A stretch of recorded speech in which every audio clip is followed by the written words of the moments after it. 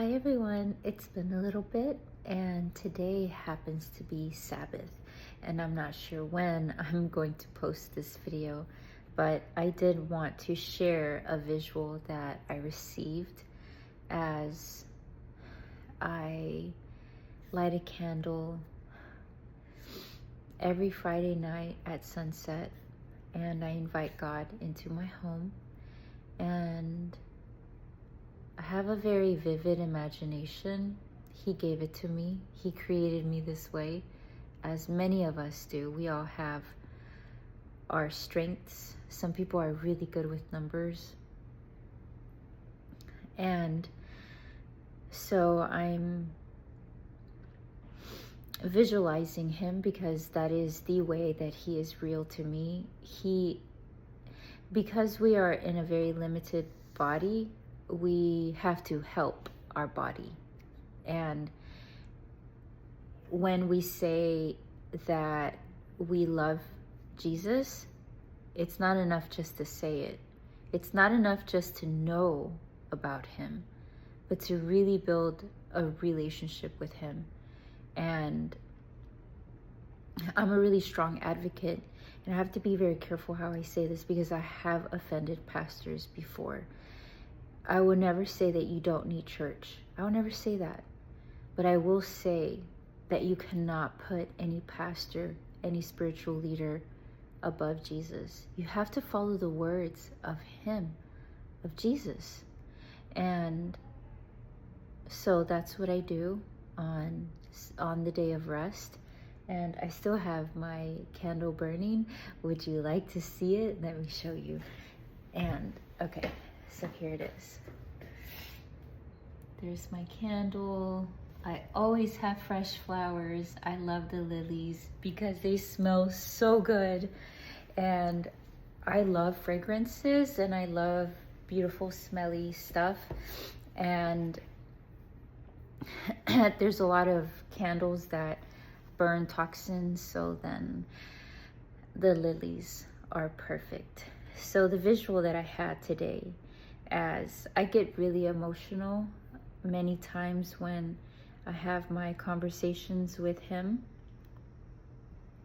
and lately I have been starting my conversations with him with statements of gratitude, like thank you God for bringing me and my daughters and my loved ones back home safely after our little hiatus to Mexico. And it was so nice because we got to disconnect from everything, technology, and just breaking my routine, which I find to be very healthy. And so this day of rest, it is so awesome. It is so great because I get to think of him all week long that leads up to this day. I think of him on Monday and I'm like, remember Friday is the day of rest. And there's something to it where you basically live your week for him. It's very hard to describe, but the visual, oh my goodness, it's been 3 minutes, 4 minutes, and I still haven't gotten to the point. Let's get to it. So I saw this huge dark wave come over me, and it represented the world, and it got me very emotional because I said, never depart from me. Please, Jesus, never depart from me. And I heard him say, never take your eyes off of me, because that wave comes multiple times a day and you have to be thinking of me multiple times a day. And it was really just a reminder because I already do that. And I felt this overwhelming feeling of fear, but not in a bad way. It was fear of losing sight of him. I said, please, never let me get lost in the world. I used to go surfing a lot, and I used to go surfing. I had a season where I was surfing in California, and he reminded me of that, where there was one time I got overtaken by a wave, and I don't know what the right word is, but I couldn't find my way up. And it was very scary. I didn't know which way was up, and there were rocks. I almost hit my head on a rock. It was very dangerous. And I remember that was when the fear of surfing set in my life. And I said, I should not be out here by myself. I could have easily been knocked out, and I was holding my breath as long as I could.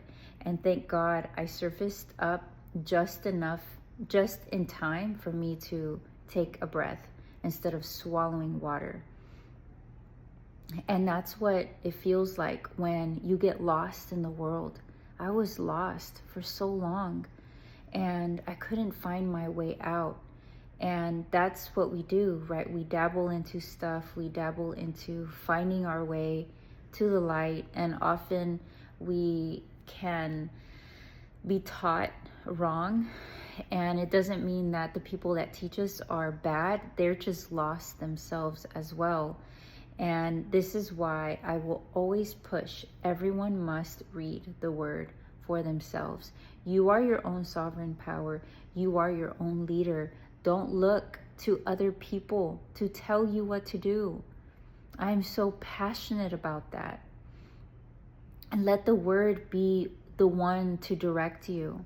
And a lot of people will tell you, you don't need to follow what Jesus says, as far as you don't need to keep the law.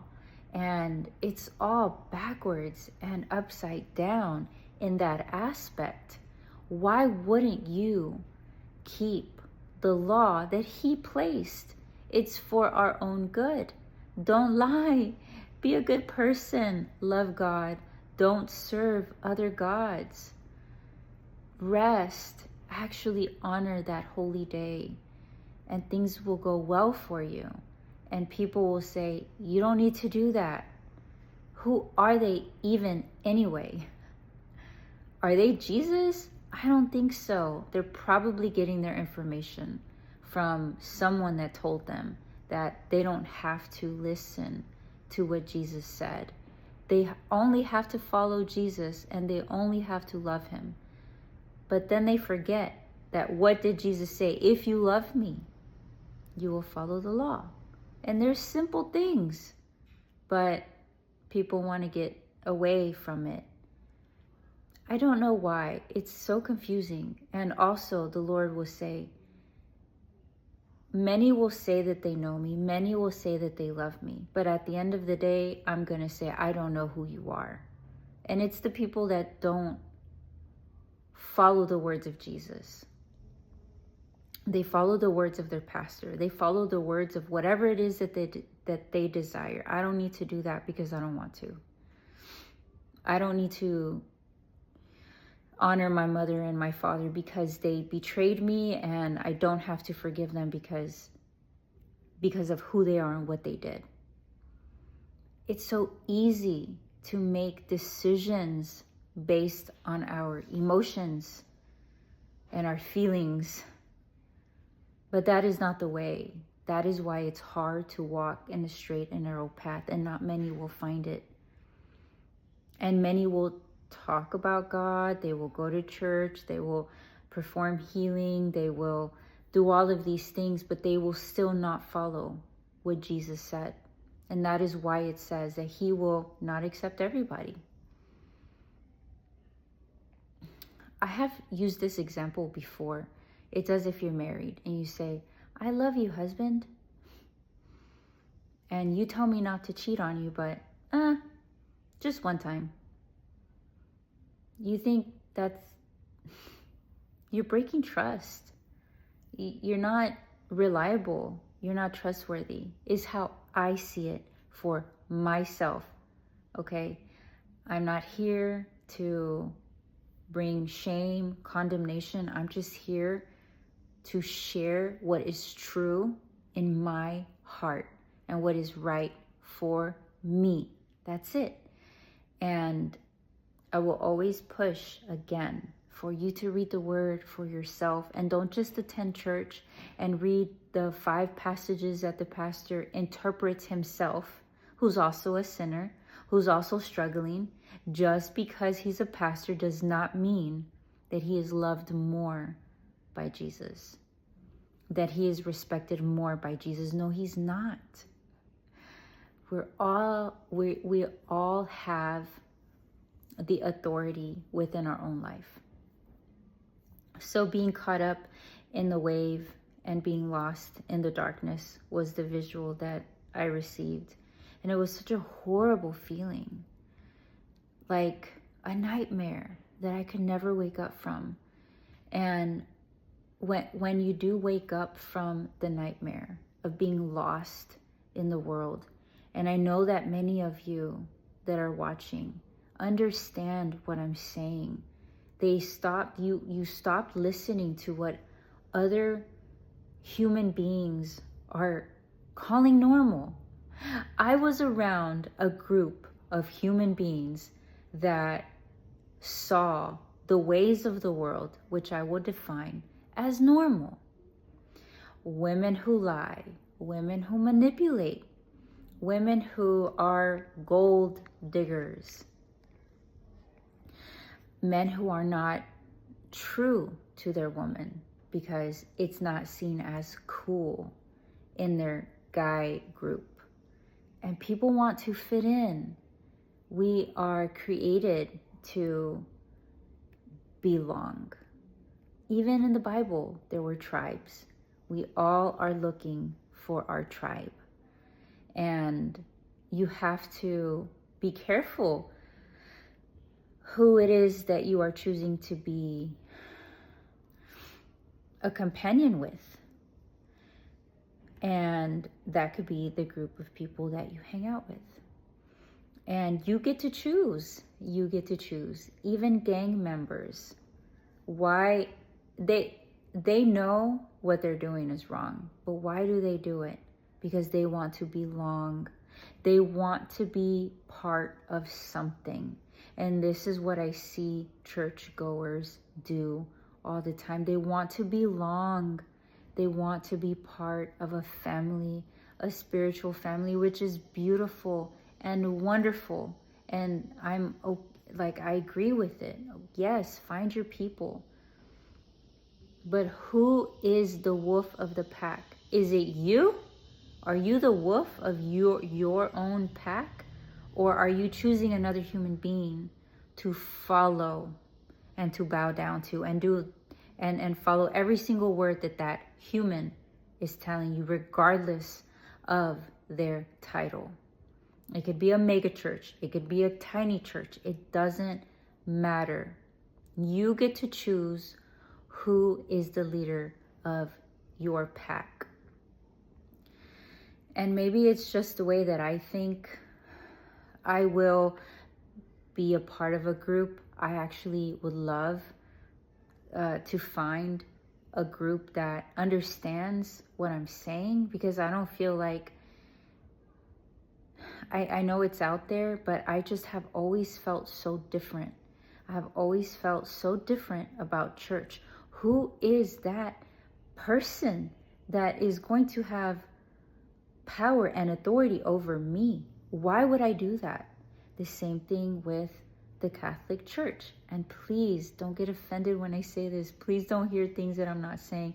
I'm not saying to not go to church. I'm not saying to not go to a Catholic church. If you all knew my background, I was raised Catholic. I did my first communion. I got baptized. And I never understood why I had to go confess my sins to another human being. And if I don't confess my sin, then I'm condemned. I will confess my sin to whoever other human being that I choose. It doesn't have to be a priest. Jesus does not say you have to go specifically to a priest to confess your sins. Otherwise, I'm going to be mad at you and make you feel guilty. Does Jesus say that? Who says that? Does Jesus say you have to go to a church and follow a pastor? If not, I will not love you. No. Church is for fellowship. Church is to edify each other, is to help each other, to be there for one another, to counsel each other, to help one another out, not to judge, not to see who's above in authority. I hope that this is well taken. I know that it won't be for everyone, and that is okay, or maybe it will. I don't know. But I know that the one that we are to follow is not Bob, is not Sally, Pastor Bob, Pastor John, Father Drake, Father. It's Jesus, period. End of story. There's no debate. So, the big black wave, we have to keep our eyes and our mind fixed on Him multiple times a day. Because multiple times a day, we are often tested. And what I absolutely love in my 24 hours of rest, which starts Sunset Friday all the way to Sunset Saturday, is my meditation on Him, the one who loves and adores me, and the one that I love and adore. And it never stops. He continuously reveals more. His presence comes into your house because you are honoring His words that you are going to take and honor these hours of rest. And you love Him because you show it. It's not enough. Have you been in a relationship where they say, I love you, but their actions speak otherwise? They kind of show it. You know when someone loves you. There's no question about it. You feel it, you see it. It's a knowingness. There's no anxiety. It just is beautiful and wonderful, and you feel it. And there are no words to describe the love that He has for us. And if you can take the time to honor what He says, you will see it. Okay, I will explain it in this way. This will be the last thing I say. Then I'm going to go back to relaxing, reading the Word. I love to watch other YouTube videos about Jesus and just stare at nature. So when you start, and this has just been my experience, it could be very different for you. And the Lord speaks to us in very unique ways. And for me, it's as if you are enlightened that day. Enlightenment. I feel that I'm living in a different dimension for the next 24 hours. I'm in awe, and I'm in gratitude, and I'm in a very present, meditative, on Him state. My nervous system is calm. Things are just beautiful and wonderful, and I would not trade it for anything. And I get to connect, sit quiet, have quiet time with Him instead of all of the distractions, more to do, more to clean, call this person, call that person, do this, do that. No, He specifically tells us to stop everything you're doing and come spend time with me. But we have been programmed to be busy, busy, busy, and to do, because that will equal success. But less is more. There's a reason why he tells us to be still, and it's for our benefit. I hope this video served you, and I will see you on the next one.